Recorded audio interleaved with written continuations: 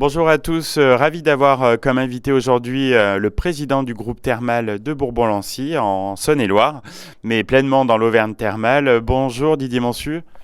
Bonjour Stéphane, bonjour à tous. C'est moi qui suis très heureux d'être parmi vous. On a plein de sujets à aborder car votre actualité est très riche. Déjà, comment avez-vous vécu cette année, l'année précédente pour Bourbon-Lancy, une année noire qui avait vu votre saison annulée à cause d'un incendie? Alors effectivement, l'année 2019 a été une année à la fois dramatique, mais aussi pleine d'espoir.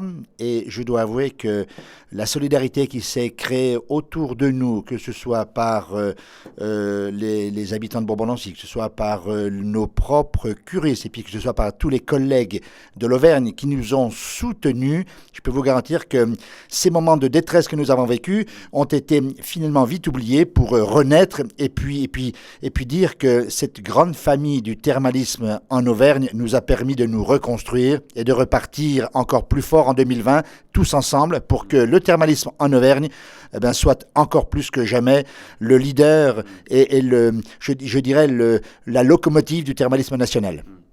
Vous nous confirmez que tout sera prêt pour la réouverture, donc le 18 mars 2020 ? Alors oui, bien évidemment, nous avons des réunions de chantier toutes les semaines. La toiture est totalement terminée. Les travaux intérieurs seront terminés fin février et nous allons donc pouvoir ouvrir, comme cela est prévu, le 18 mars 2020. Les curistes pourront profiter donc du coup d'installations qui auront été entièrement rénovées. Alors effectivement, deux choses.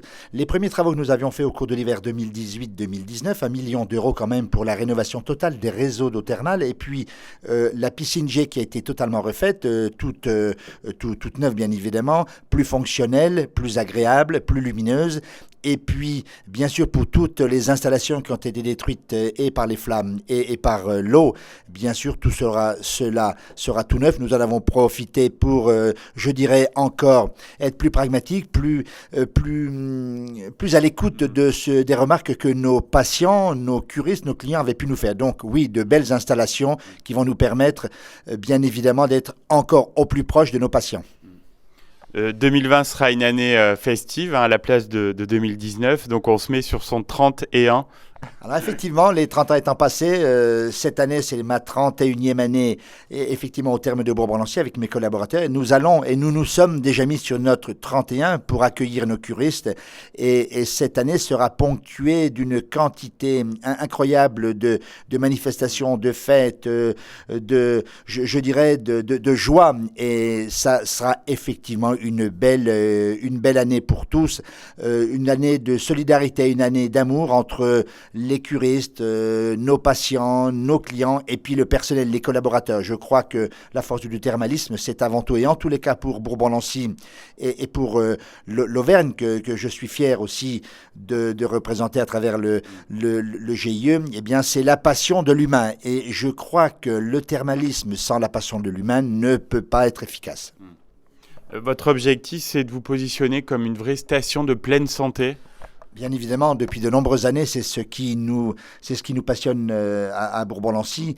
Et les stations thermales d'aujourd'hui et de demain doivent impérativement être des stations thermales de pleine santé, avec le triptyque aujourd'hui reconnu et vers lequel nous devons absolument tous aller, c'est les soins d'un côté avec l'établissement thermal, la prévention santé qui est aujourd'hui primordiale et un pôle que nous devons impérativement développer, et puis enfin le bien-être avec des établissements qui sont là aussi pour permettre aux accompagnants, mais aussi aux propres curistes, aux propres clients, de profiter des installations qui sont différentes par la prise en charge humaine que nous avons, mais qui ont la particularité aussi d'être alimentées par l'eau thermale, qui est le véritable médicament thermal, qui est aussi bien évidemment notre bénéfice sur les stations thermales. Merci Didier Monsu, on va faire une petite pause musicale. On se retrouve donc juste après pour continuer de parler de cette saison 2020 au terme. Deuxième partie de ce En Peignoir. Je suis toujours avec Didier Monsu, président du groupe thermal de Bourbon-Lancy. Donc la saison 2020 se présente sous les meilleurs auspices, donc avec une réouverture des thermes le 18 mars 2020. Et Didier, je crois que vous êtes activement en pleine recherche de médecins donc pour créer un vrai pôle médical thermal à Bourbon-Lancy.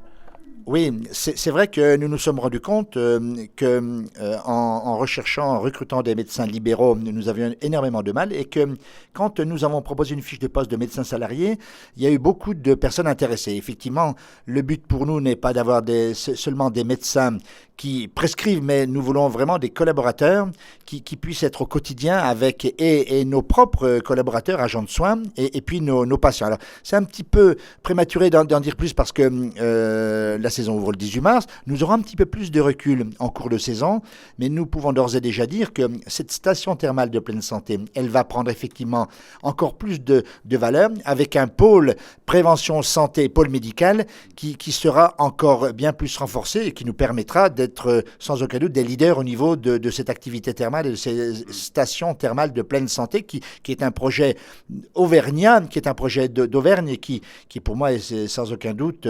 l'avenir de notre médecine thermale. Donc Didier, vous en parliez tout à l'heure, donc le triptyque médical, prévention, santé, et le troisième élément, donc c'est le bien-être, et je crois que côté bien-être, 2020 va être une grande année pour Celto, votre spa et centre thermoludique. Alors oui, c'est vrai, après pratiquement 13 ans d'utilisation des bassins intérieurs, il était devenu indispensable de les refaire, de les mettre au goût du jour, de les rénover. Et nous avons effectivement aujourd'hui 2 mois de travaux pour refaire tout le bassin intérieur qui va être complètement refait. Et nous aurons quelque chose de beaucoup plus moderne, de beaucoup plus encore adapté à nos patients, y compris d'ailleurs à des personnes handicapées. Je tiens à souligner, c'est aussi ce qui fait la force des stations thermales, avec des possibilités d'accueil de personnes en handicap et pour lesquelles nous attachons énormément d'importance à ce que nous puissions les prendre en charge.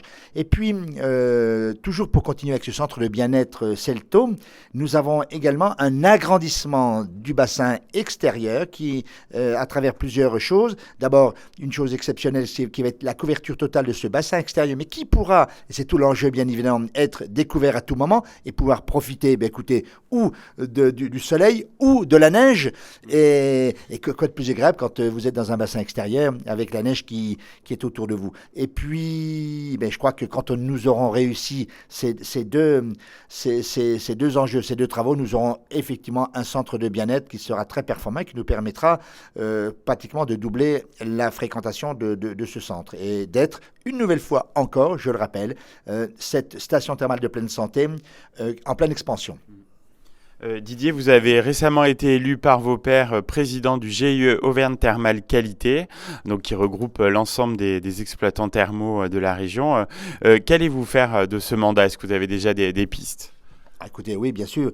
Tout d'abord, je tiens à remercier mes pairs et leur dire combien je suis fier et honoré qu'ils m'aient élu dans la continuité de ce que Jean-Marc Dollon, notre ami, avait pu faire. Donc, très honnêtement, il n'y aura pas de grands changements sur la ligne qui avait été menée avec Jean-Marc. Moi, je dirais que je vais axer quand même malgré tout mon action sur la station thermale de pleine santé. Et puis inciter tous mes amis de l'Auvergne et du GIE vraiment à se renforcer dans cette optique. Voilà, ça me paraît être la chose essentielle, mais bien évidemment avec d'autres projets.